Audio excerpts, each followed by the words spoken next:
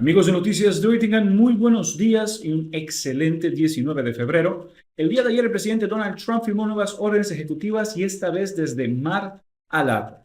Vamos a ver de qué se trató esto y qué ha dicho sobre este tema. A ver si el audio se escucha bien, si los subtítulos están bien. I want to thank some of the great people from the Palm Beach County Sheriff's Genial. Office. They're here to take photographs. Me alegra que los subtítulos están sincronizados con el audio. Eso es un gran alivio. And it's my honor to do so. Also, the fire department, the great firefighters. So they're here throughout the room, and I want to thank you very much for being here. I'll be with you in a little while. We'll do some great photos. We have plenty of time. Policemen, policewomen, and firemen, firewomen, they're here, and we appreciate it very much. You've done a fantastic job. I think it's very important to state that incredible things are happening in our country. I think we've made more progress in 3 weeks than they've made in 4 years, especially with respect to the reputation. No es novedad, eso lo viene diciendo hace tiempo, no quiere decir que sea cierto. Pero hey, Trump es Trump, dice lo que quiere.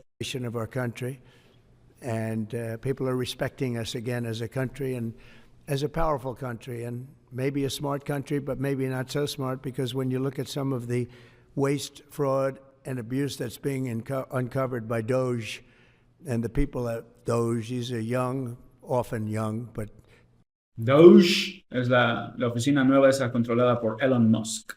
Super brilliant people, incredible computer scientists and other things, and they're finding levels of fraud and waste and abuse like I think nobody ever thought possible. But before we do that, I just want to ask Will to come over. I've just finished signing some executive orders, and if we could start with that, Will, you might want to come up here and just explain what we did. Thank you. Good afternoon, y'all. A short while ago, President Trump signed three items. The first is an executive order relating to the affordability and availability of in vitro fertilization and other fertility treatments. These are treatments that have become unaffordable for many Americans, or have been unaffordable for many Americans.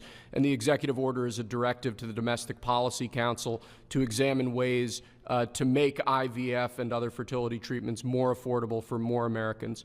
The second item that we signed was a presidential memorandum imposing radical transparency requirements on government departments and agencies, in keeping with President Trump and the administration's broader commitment to governmental transparency. What this presidential memorandum would do is require, as waste, fraud, and abuse is uncovered, as programs are canceled, and ultimately as taxpayer dollars are saved, this presidential memorandum would require departments and agencies to make all of the details of that freely available to the public. Lastly, we have another executive order that President Trump signed relating to independent agencies. This executive order would establish important oversight functions in the Office of Management and Budget and its subsidiary office, OIRA, supervising independent agencies and many of their actions, and also reestablishes the longstanding norm that only the President or the Attorney General can speak for the United States when stating an opinion as to what the law is. Thank you very much. Okay. That was the primary purpose of this conference, to explain that they're all very important in their own way. Fertilization, I've been saying that we're going to do what we have to do, and I think the women and families, husbands, are very appreciative of it. But that was it. I do want. Ese es un tema que creo que merece apoyo porque hay tantas familias que tienen dificultades para tener hijos y muchas veces esa es la única opción. Mi hermano mayor es uno de ellos. I want to say while I'm up here, I've been contacted by some of the biggest companies in the world, and because of what we're doing economically and through tariffs and taxes and incentives, they want to come back into the United States. And we'll be announcing various very large companies, the biggest actually, and they'll be coming back, having to do with chips and having to do also with cars and lots of other things. We're going to be announcing some very, very big, momentous decisions are being made by companies all around the world, the biggest, and they want to come back into the U.S. Car plants are being canceled in other locations now because they want to build them here. And you read about a couple, not that I want to mention names or anything, but you read about a couple of big ones in Mexico just got canceled because they're going to be building them in the United States. And that's very simply because of what we're doing with respect to taxes, tariffs, and incentives. And I think it's a very important thing. And you'll be seeing this over the next probably over the next 2 years, to be honest, but you're going to see a lot of it over the next couple of weeks. A lot of big ones are going to be announcing. And so while we're here, I guess we can take a couple of quick questions. Go ahead, please. Please. Mr. President, have you decided specifically what the auto tariff rate should be? Yeah, I probably will tell you that on April 2nd, but it'll be in the neighborhood of 25%. Entonces, que ya había dicho antes. It'll be 25% and higher, and it'll go very substantially higher over a course of a year. But we want to give them time to come in because, as you know, when they come into the United States and they have their plant or factory here, there is no tariff. So we want to give them a little bit of a chance. Yes, thank you. Andrea Shalal. The EU representative is going to be here in Washington next week. Tomorrow. He's going to be meeting with Hassett and Greer and Letnick. What can the EU do to sort of avoid the reciprocal tariffs that you've talked about? And, you know, you've talked a lot about the VAT. Do you expect them to reduce that? Well, they did already, as I understand it, reduce their car tariff all the way down to what we have. And a lot of that will take place, and I think some won't do it and some will do it. But the EU had a 10% tax on cars, and now they have a 2.5% tax, which is the exact same as us. So already we've saved a tremendous amount. That would be great. If everybody would do that, then we'd all be on the same playing field. Because essentially what we're doing with the tariffs is, you know, they charge us, we charge them, same amount. Esa misma cantidad, ¿no? Como dice. ¿Cuál es el problema? Hace que sea más caro para nosotros aquí, hace que sean más caros para los otros allá. ¿Y quién se beneficia? No el pueblo de a pie, no tú y yo. Las grandes corporaciones son las que se benefician, no nosotros. Ese es el gran problema de querer solucionar todo de esta forma, porque solo sirve a los ricos. A los ricos no les afecta. A los de escasos recursos, a los de pocos ingresos, sí, porque todo se vuelve más caro. And it's called reciprocal, actually. And whatever they charge us, we're charging them. And so the EU is, you know, I appreciate that they did this, but, you know, the EU has been very unfair to us. We have a deficit of $350 billion. They don't take our cars. They don't take our farm products. They don't take almost anything. They take very little. And we're going to have to straighten that out. And we will. I have no doubt about it. Yeah, go ahead, please. Thank you, Mr. President. Could you tell us a little bit more about the Russia talks, your impression of how they went today, and if you're perhaps more confident or less confident of the deal after what happened today? Well, much more confident. They were very good. Russia wants to do something. They want to stop the savage barbarianism. I mean, what's going on over there? It's soldiers are being killed by the thousands on a weekly basis. It's ridiculous. And they're not American soldiers. They're Russian soldiers, and they're Ukrainian soldiers largely, although a lot of Koreans have been killed, as you know. Quite a bit of them have been killed. They came over to fight, and a large portion have been wiped out. But we want to end it. It's a senseless war. It should have never happened, would have never happened if I was president, and it's a shame to see it. And I see pictures that you don't see, but I see pictures of fields that look just horrible. It looks like Gettysburg. If you see the old pictures of Gettysburg, it's soldiers lying all over the field, body parts all over the field. They're all dead. And this is going on a daily basis. It's a horrible thing. Both Russia and Ukraine, they're losing thousands and thousands of soldiers, and a lot of people have been killed too. I think that's one of the things that you'll see historically, and you'll see later on as it goes along. I think people are going to be surprised at how many people, not only soldiers, have been killed in Ukraine. A lot more people than you think. Yeah, please. President Trump, as part of a peace deal with Putin, would you be willing to consider removing all American troops from Europe? Well, nobody's asked me to do that, so I don't think we'd have to do that. I wouldn't want to do that. But that question's never really come up. Yeah. Please. Sir, do you support stationing European peacekeeping troops in Ukraine as part of this peace deal? If they want to do that, that's great. I'm all for it. If they want to do that, I think that'd be fine. Even if the Russians are I mean, I know France has mentioned it, others have mentioned it, UK has mentioned it, but yeah, if we have a peace deal, I think having troops over there from the standpoint of Europe, we won't have to put any over there because, we're very far away. But having troops over there would be fine. I would not object to it at all. We're talking about this. La pregunta fue sobre tropas estadounidenses, tropas americanas, porque sería como un sistema de seguridad. Si algo como lo que pasó con Rusia y Ucrania volviera a pasar, si Rusia volviera a atacar a Ucrania, al tener tropas americanas podría causar un conflicto con Estados Unidos, lo que podría ser como un escudo para Ucrania, una forma de, hey, si vienen acá van a haber bajas americanas y vas a tener problemas con Estados Unidos. Trump no dijo que sí, sería bueno, pero descartó la opción de tropas americanas diciendo, pero están muy lejos de nosotros, no tenemos por qué nosotros poner tropas allá, sino que Estados Unidos pone tropa en todo el mundo, pero no quiere poner allá porque eso entraría en conflicto con Putin. Quiere que si va a hacer un tratado así, que Europa ponga sus tropas. Pero, hey, ¿qué pasa Estados Unidos? ¿Que no es que siempre tienes tropas en todos lados? ¿Ahora te da miedo? Trump, te vendes muy fácil como el gran aliado de Putin. Now, peace. We have either a ceasefire or a peace itself, and we're looking to do both. We'd start off with the ceasefire, and if they want to do that, I know France was willing to do that, and I thought that was a beautiful gesture. Yeah, please. Do you have any message for Ukrainians who, after 3 years of fighting, might feel betrayed or disappointed at not having a seat at these initial talks in Saudi Arabia? Well, I think I'm really disappointed in what's happened. I've been watching this for 3 years. It's a war that would have never happened if I was president, and I've been... Va a hablar sobre lo de Israel y Gaza, que fue que 7 de octubre, creo.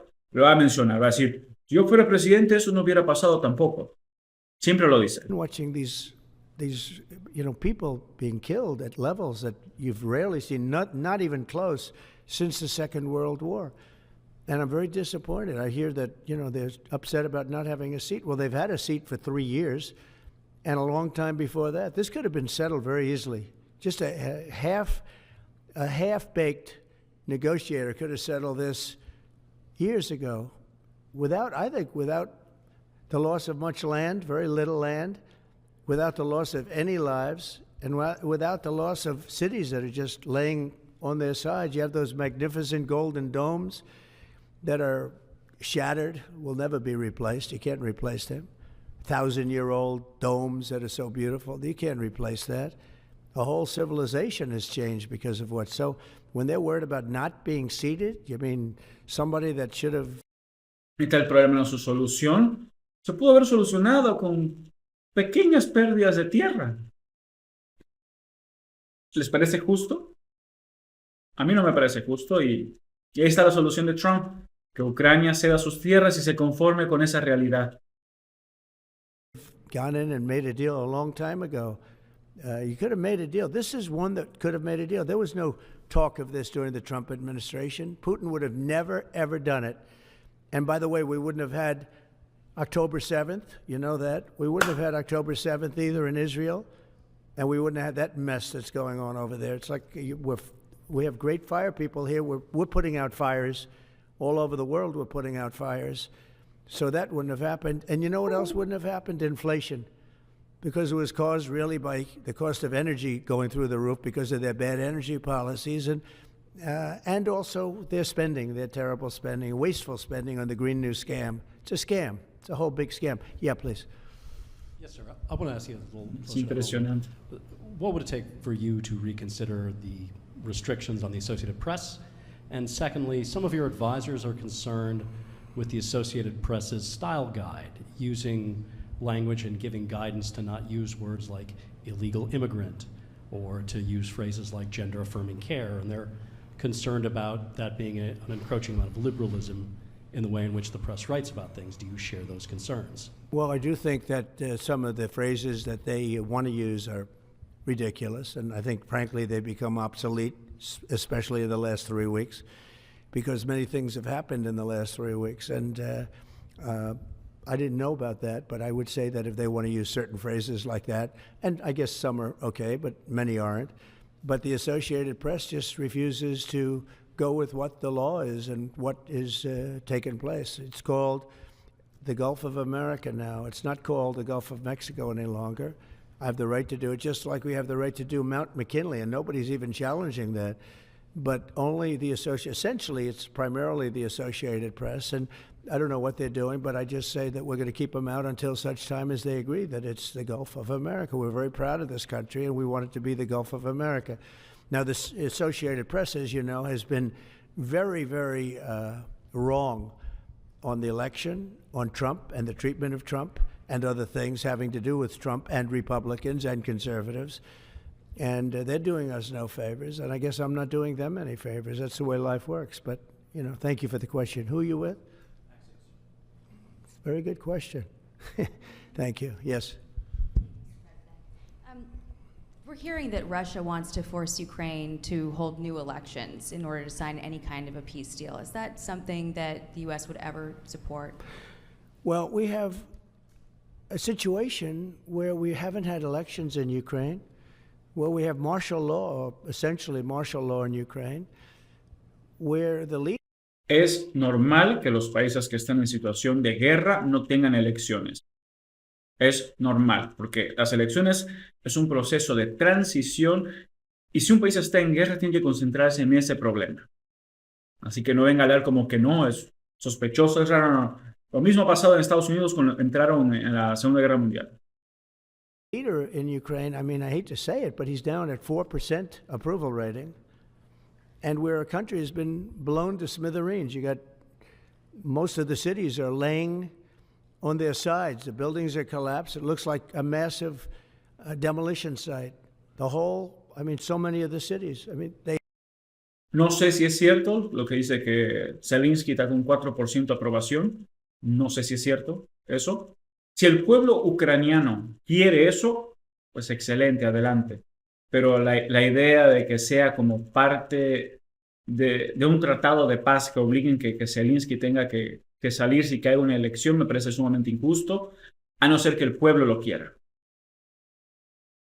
Ya se hace un tratado de paz, después de eso hacen elecciones porque, hey, toca, es una historia. Pero el obligarlos como parte de la negociación me parece sumamente injusto. They haven't done it in Kiev because I guess they don't want to shoot too many rockets in there. They've done it 20%, but they haven't done it 100%. If they wanted to do it 100%, it would probably happen very quickly. But you have cities that are absolutely decimated. And yeah, I would say that, you know, when they want a seat at the table, you could say the people have to, wouldn't the people of Ukraine have to say, like, you know, it's been a long time since we've had an election. That's not a Russia thing. That's something coming from me and coming from many other countries also. You know, Ukraine is being just wiped out.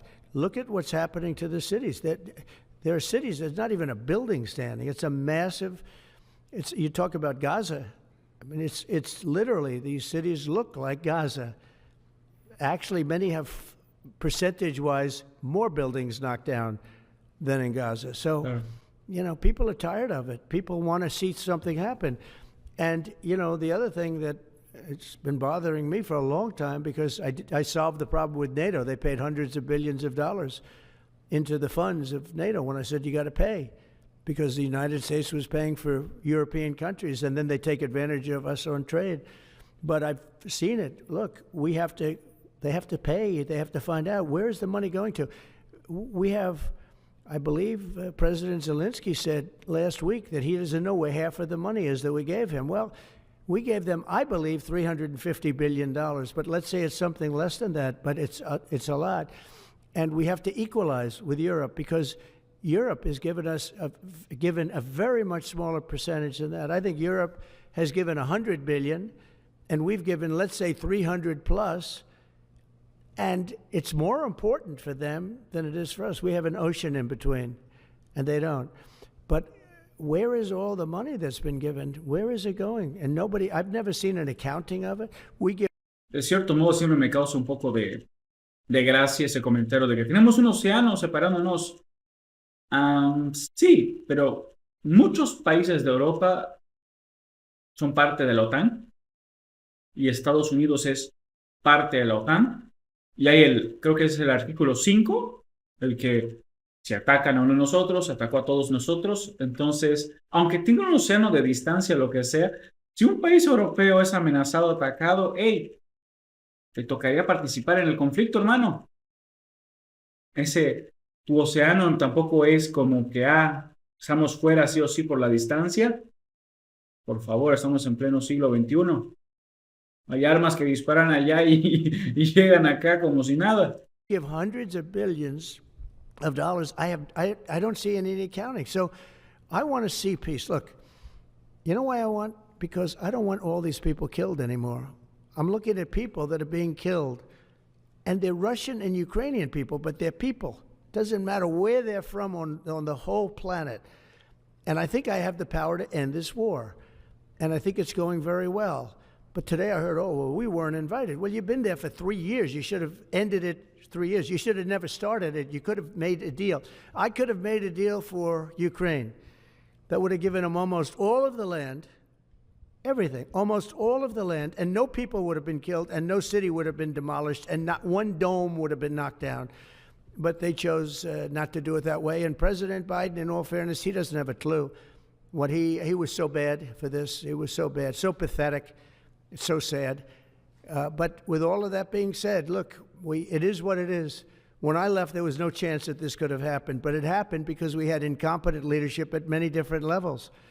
But when you see what's taken place in Ukraine with millions of people killed, including the soldiers, millions of people killed, a big percentage of their cities knocked down to the ground. I don't know how anybody even lives there. You know, when they say they took a poll, and Zelensky's at 4%. Who's living there? You know, I mean, it's hard to believe that people live there. Their cities are being knocked down, and this is something that would have never happened. And by the way, for 4 years, it didn't happen. It was never going to happen. Go ahead. One follow-up question.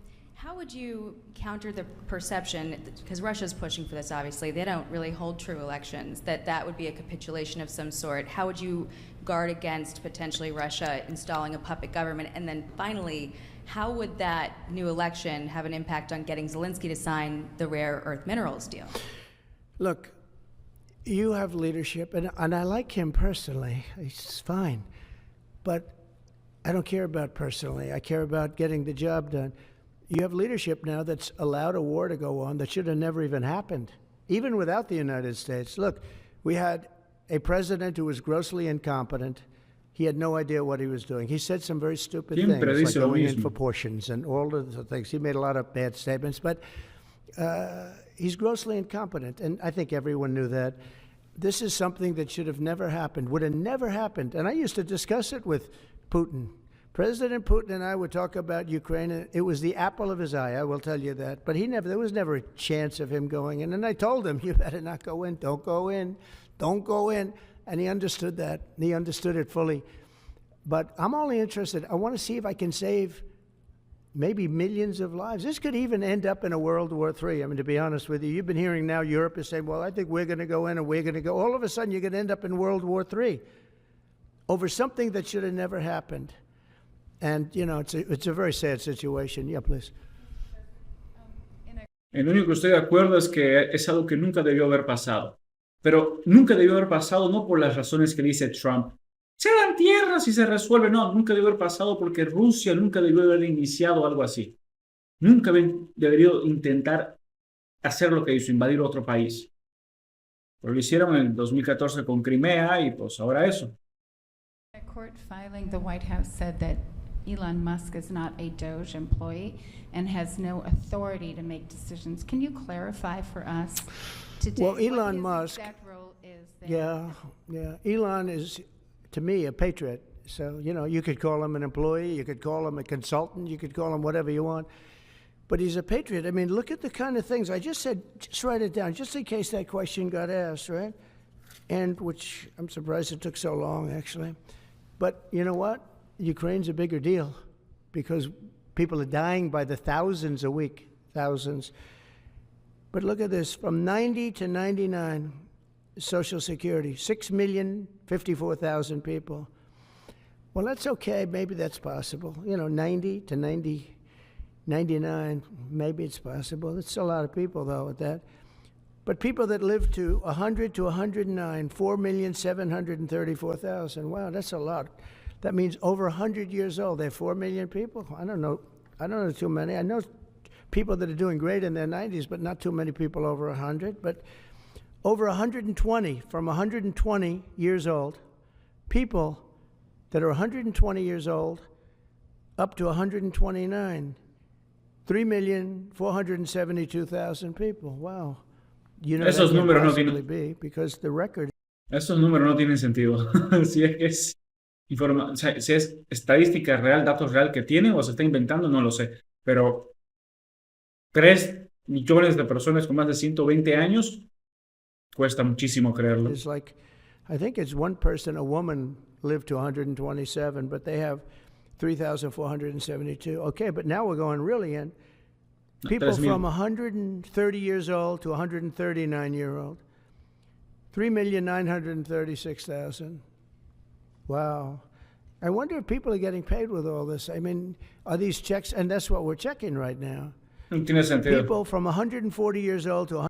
Si esa información que tiene es real, claramente se puso el dato en una computadora que quedó el primer registro de las personas, sus años y mandando el dinero y nunca se revisó si la persona estaba viva o muerta, y si revisó no consiguieron la respuesta y la ignoraron porque, hey, tanta gente de esa edad, no.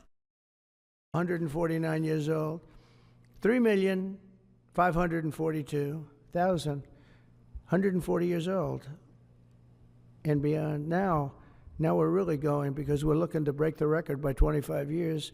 People from 150 years old to 159 years old, 1,345,000. These are by the way, these are in the computer files. This is what they do well. They're super. I asked Elon, who are these Doge people? He said they're super brilliant computer people and they love the country. It's simple. Wait a minute.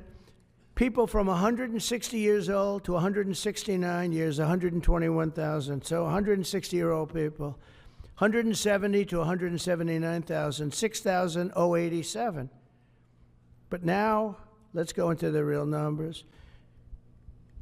From 200 to 209 years old, 879 people. From 210... Basta, no puedo más. Personas de 200 a 209 años, 879 personas en el país. years old. I haven't met any of them. And if I did, I would bless them. I would worship the ground they walk on. 210 to 219 years, 866. From 220 years old to 229 years old, 1,039. And then you have two people. From 240 years old to 249 years old, one person. And there's one person that's 360 years old. That's just that. And then, where's the money being spent, right? Let's go into that for just a second. $520 million for a consultant on the environment. It's called Environmental, Social, and Governance. Investments in Africa and mobilize private sector resources. $520 million. Somebody got $520 million for an environmental, sounds like an environmental study. I've always been one that paid a lot of money for my environmental studies, but I paid like $50,000, not $520 million. $520 million for ESG. $25 million to promote biodiversity, conservation, and promote licit livelihoods by developing socially responsible behavior in the country of Colombia. Well, it's nice, $25 million to go into Colombia for something that nobody ever heard of. $40 million to improve the social and economic inclusion of sedentary migrants. $40 million. $42 million for Johns Hopkins, great place, to research and drive social and behavior change in Uganda. $42 million. What about us? What about social change in our country. $70 million for a center at Purdue to research university-sourced, evidence-based solutions to developmental challenges. I mean, these are massive numbers on things that nobody ever heard about. $10 million for Mozambique voluntary medical male circumcisions. $10 million for circumcisions in another country. $9.7 million for UC Berkeley to develop a cohort of Cambodian youth with enterprise-driven skills. In other words, let's teach them something about enterprise. What about our people? Can't we teach them about enterprise? $2.3 million for strengthening independent voices in Cambodia. $32 million to the Prague Civil Society Center, which is a very liberal group of people. Wonder how much of that money came back to the people that approved it. $14 million for improving public procurement in Serbia. $486 million to the Consortium for Elections and Political Process Strengthening, including $22 million for inclusive and participatory political process in Moldova, and $21 million for voter turnout in India. Well, why are we giving $21 million to India? They got a lot of money. They're one of the highest taxing countries in the world in terms of us. We can hardly get in there because their tariffs are so high. I have a lot of respect for India. I have a lot of respect for the Prime Minister. He just left, as you know, 2 days ago. But we're giving $21 million for voter turnout. It's voter turnout in India. What about, like, voter turnout here? Oh, we've done that, I guess. We did $500 million, didn't we? It's called the lockboxes. $20 million for fiscal federalism in Nepal. Listen to these numbers. This is all fraud. $19 million for biodiversity conservation in Nepal. $1.5 million for voter confidence. We want to give them confidence in Liberia. $14 million for social cohesion in Mali. $2.5 million for inclusive democracies in South Africa. $47 million for improving learning outcomes in Asia. Asia's doing very well. They're doing a lot better than we do in the schools, aren't they? $2 million to develop sustainable recycling models to increase socioeconomic cohesion among marginalized communities in Kosovo and Eshkali and in Egypt. We're talking about hundreds of billions of dollars. I could, by the way, I could read this all day long. I could go on all day long, and you'll see hundreds of billions of dollars, and we're doing it. But when I saw the Social Security numbers, I said, wow, that's really something. So we have, let's just go above 100 years old. We have millions and millions of people over 100 years old. Everybody knows that's not so. We have a very corrupt country, and it's a sad thing to say, but we're figuring it out. Now, the good thing about Social Security and what I read is if you take all of those numbers off, because they're obviously fraudulent or incompetent, but if you take all of those millions of people off Social Security, all of a sudden we have a very powerful Social Security with people that are 80 and 70 and 90, but not 200 years old. You know, so it's a very positive thing. How about over here? Yeah, please. Your reaction to Michelle King, the head resigning after the Doge. Who resigned? The head of Social Security. I don't know. I mean, I resigned or got fired. I think got fired. You know, when you fire somebody, they always resign, and then they say, we resigned. But when you have numbers like that, I think really it's got fired. They have to get fired. Who would keep them? How could you have numbers like this? Now, the big thing is, how many of these people got paid? Were they getting paid? Were they getting paid? How many of them were getting paid Social Security? Because if that's the case, it's a massive fraud. We'll have to call those great Palm Beach police into this situation, right? You guys would figure that out very quickly. But how many of them are being paid? I mean, maybe millions of them, but it's a total fraud. Also, a lot of illegal immigrants are in Social Security that shouldn't be there. Yeah, please, go ahead.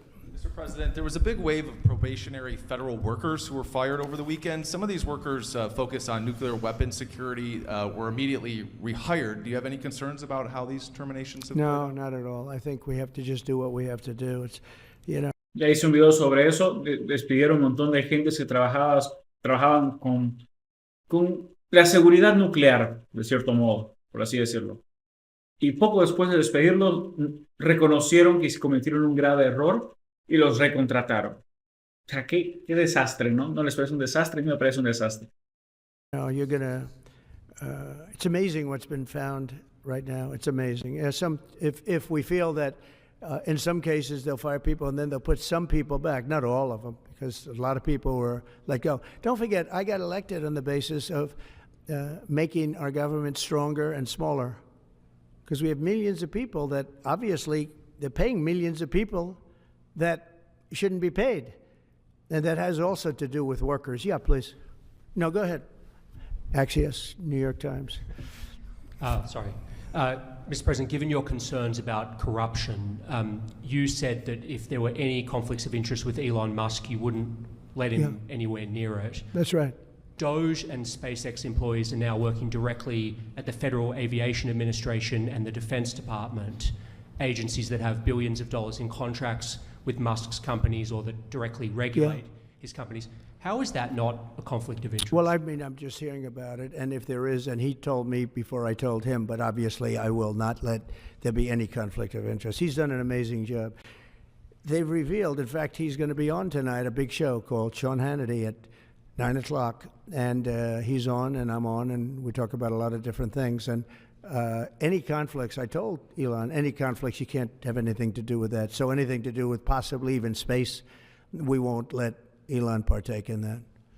Yeah, please. On immigration, sir, you said you would be Esa entrevista con Sean Hannity debe ser bastante interesante.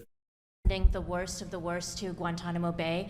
What we're finding out is that there are a lot of low-risk migrants who don't have a criminal background who are also being sent. Are you thinking about this differently now? No, they're going to be brought back to their countries. And with some persuasion, every one of those countries, everyone in the, as you know, every country is taking the people back. So some of them are going to be brought back to, many of them, any of them that are low risk, as you say, are going to be brought back to their countries. Yeah, go ahead, please. Can you give us a bit of an update on where you stand with Venezuela? It's oil. There's basically a monthly license that can soon extend. Well, you know, we had Venezuela on the run, and it looked like that was going to be very good. And when Biden came in, as he always does, he screws it up. And they started buying millions and millions and millions of dollars of oil, billions of dollars actually, of oil, and it gave them a new life, a new really lease on life. But we'll see. We had some pretty good discussions with a lot of people within our government and the United States government that are involved in that.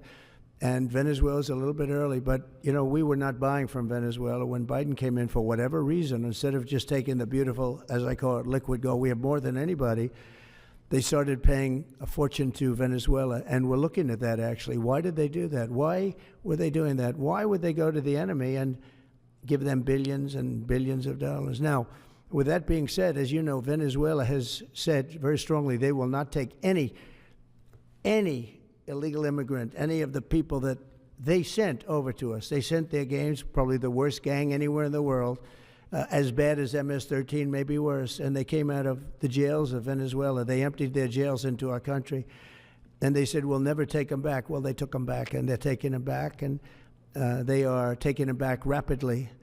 They were sending a lot of people to Venezuela. They said they wouldn't take them back, and they are taking back. But we're looking at Venezuela very seriously, and we're going to be able to. Don't forget, I've only been here for 3 weeks. Yeah, please. Just a little clarity on, are you inclined to continue to allow Venezuela, through, I think, Chevron and other oil companies, to export those petroleum products, or are you maybe not to pull back? Yeah, maybe not. We're looking at that now. I just got here. When I left, they weren't doing anything. They were ready to go. We give up. And then Biden came along and he gave them literally billions of dollars. I couldn't believe it, actually. And we have so much under our feet, liquid gold. We have so much. And It was pretty amazing. So we're looking at that whole situation, why he did it. All right, how about one more? Yeah, please. Mr. President, what can you tell us about the CIA drone flights over Mexico? Is this the next step in the war against the cartels? Well, we're going to see. Should they have authority to take lethal action? Mexico's allowed a tremendous number of people to go through their country into ours, and even people coming from Mexico, and illegals, totally illegal. They've allowed people to empty jails into Mexico and then let them come through with this totally ridiculous open border policy of the Biden administration. So millions of people have come in, and hundreds of thousands, and actually millions, are criminals. They came in from jails all over the world that release them into Mexico, and they come into our country. And they also came in from Canada, by the way, large numbers through Canada. In fact, when we closed up the one border, they came in through the other border. So Canada is not an uninterested party. But I will say this, we're dealing with Mexico. I have a very good relationship with Mexico, but I think Mexico is largely run by the cartels, and that's a sad thing to say. And if they wanted help with that, we'd give them help. But Mexico, if you look at what's gone on with Mexico for years now, but now especially, it's run by the cartels. And they've allowed millions of people to come into our country from jails and prisons of other countries from all over the world, not just South America, Africa, Asia, all over, a lot from the Congo in Africa, a lot. They opened their jails, they came in through Mexico, and we have some of the worst criminals coming in from the Congo and other places. So it's not just South America, and it's not just Venezuela, but they opened their jails. And you know, the crime rates in Venezuela and other places all over the world has gone way down. You know why? Because they've given us their prisoners, they've given us their drug lords and their gang members, and it's hard to believe that we accepted this. It's hard to believe that we allowed open borders, and we're taking in, you know, hundreds of thousands and millions of people coming in from all over the world that are absolute stone-cold criminals. In fact, 11,088 murderers, and many of those people have murdered more than one person. Why are they giving us these people, and why are we taking these people under Biden? Sus números casi son tan absurdos como sus números de edades de las personas recibiendo seguro social. You know, you had a border czar that never went to the border. Happened to be a vice president, never went to the border, never called the border people. I call them all the time. I speak to them all the time. But here's the good news. We have the most secure border we've ever had right now. As secure and even more secure than I had it 4 years ago. And the Border Patrol is doing incredible. ICE is doing incredible. Tom Holmes. ¿ISIS? ISIS es un grupo terrorista. ICE son los que hacen las deportaciones, los que buscan los inmigrantes, no ISIS. ICE. Después hablas mal de Biden, Trump. Is unbelievable, and Kristi Noem has been just working very, very hard, very, very hard. And we have the best numbers we've ever had, and we're going to keep it that way. And we're going to find out how a thing like this could have happened to our country, because who would allow this to happen? What they've done to our country is so sad. Thank you very much. Thank you. Thank you. Bueno, con esto finalizamos esto. Y, lo que nos queda decir es, pues, sobre Rusia y Ucrania, es evidente que Donald Trump está haciendo sus secuaces de Putin y le quiere regalar Ucrania, así de simple. Sobre el seguro social y los descubrimientos del Doge, bastante interesante. Si la información que descubrieron es cierta, sí, grita fraude. Lo hace. Y el error de ISIS al final me causó bastante gracia. Bueno, espero les haya gustado el video. Tengan muy buenos días y nos vemos en la próxima. Chao, chao.